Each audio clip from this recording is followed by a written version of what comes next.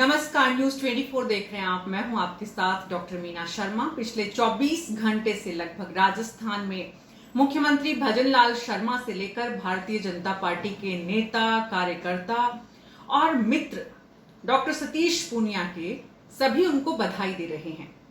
बधाई इसलिए दे रहे हैं क्योंकि डॉक्टर सतीश पूनिया, जो कि बीजेपी के पूर्व प्रदेश अध्यक्ष हैं राजस्थान से और आमेर विधानसभा से विधायक रहे हैं, वो अब हरियाणा के प्रभारी बनाए गए हैं। इससे पहले भी चुनावों में उन्हें हरियाणा का प्रभारी बनाया गया था।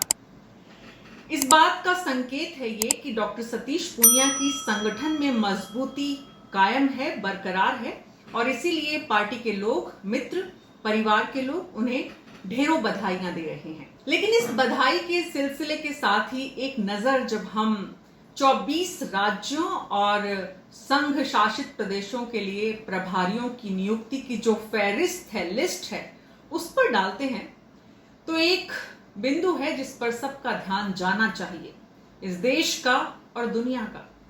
क्योंकि भारत में हाल ही में लोकसभा चुनाव से पहले भारतीय जनता पार्टी की नरेंद्र मोदी सरकार ने ही नारी शक्ति वंदन अधिनियम पारित किया था।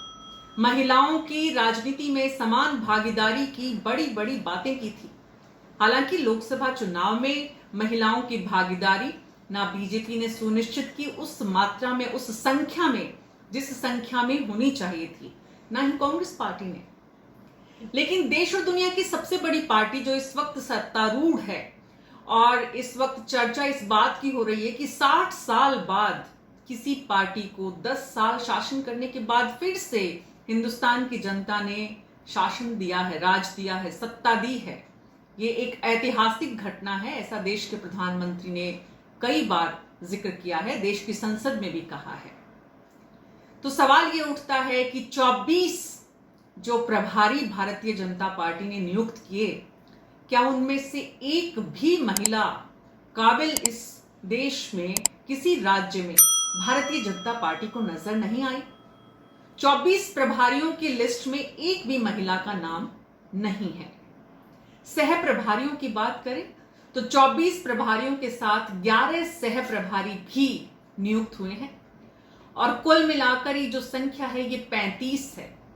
इन 35 के आंकड़े पर नजर डालते हैं तो इन 35 में महज 3 सह प्रभारी के रूप में उड़ीसा, उत्तराखंड और केरल को महिलाएं मिली हैं। रेखा वर्मा उत्तराखंड से है, सुश्री लता उसेंडी उड़ीसा के लिए है और केरल के लिए श्रीमती अपराजिता सारंगी। ये 3 महिलाएं हैं जो इस पूरी 35 की लिस्ट में पूरे देश में बीजेपी को नजर आई। तो क्या वाकई में देश और दुनिया की सबसे बड़ी पार्टी के पास महिलाओं का इतना बड़ा अकाल है? ये सवाल इसलिए क्योंकि भारतीय जनता पार्टी के सिर्फ ये प्रभारियों की फहरिस्त ही नहीं है। अगर हम पूरे देश में कैबिनेट पर नजर डालते हैं तो वहां महिलाओं का अकाल है।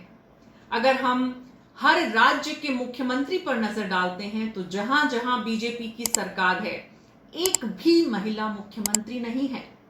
हम प्रदेश अध्यक्षों की गिनती करते हैं तो एक भी प्रदेश में अध्यक्ष के रूप में इस देश में महिला नहीं है। राष्ट्रीय महामंत्री महिला नहीं, राष्ट्रीय महासचिव महिला नहीं, यहां तक कि किसी भी मोर्चे का प्रभारी भी महिला नहीं है।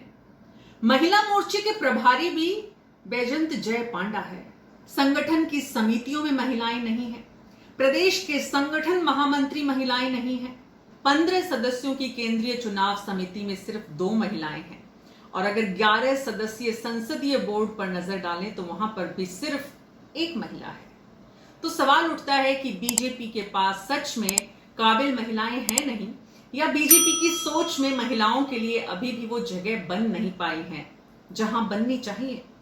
अगर राजनीति में, संगठन में, सत्ता में महिलाओं की भागीदारी देश और दुनिया की सबसे बड़ी पार्टी सुनिश्चित नहीं करेगी, दूसरे दलों के लिए एक नजीर पेश नहीं करेगी, तो फिर कैसे महिला सशक्तिकरण की बड़ी बड़ी बातें मंचों से होती रहेंगी?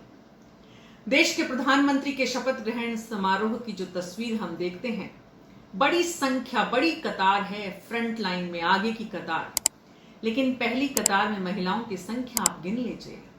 अफसोस होता है कि यही देश है जहां पर मंचों से महिलाओं के सम्मान की इतनी बड़ी बड़ी बातें होती हैं, लेकिन किसी भी बड़े कार्यक्रम को देख लीजिए, कैबिनेट को देख लीजिए, संगठन को देख लीजिए, बीजेपी के मंचों को देख लीजिए, वहां पर महिलाओं की स्थिति ऐसी ही है जैसी हाल ही में जारी हुई प्रभारियों की लिस्ट में है।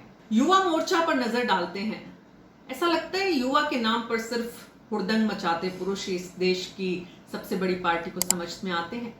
युवा मोर्चा की अध्यक्ष महिला नहीं बन सकती, कभी महिला बनी नहीं, नजर नहीं आती, आज भी नहीं है। और तो और मार्गदर्शक मंडल 4 सदस्यीय, वहां भी महिला नहीं है। तो फिर बीजेपी को महिलाएं कहां चाहिए? सिर्फ सामने बैठकर भीड़ जुटाने वाली महिलाओं से वोट लेकर सत्ता करने वाली बीजेपी कितने और लंबे समय तक महिलाओं को ऐसे ही मुगालते में रखेगी?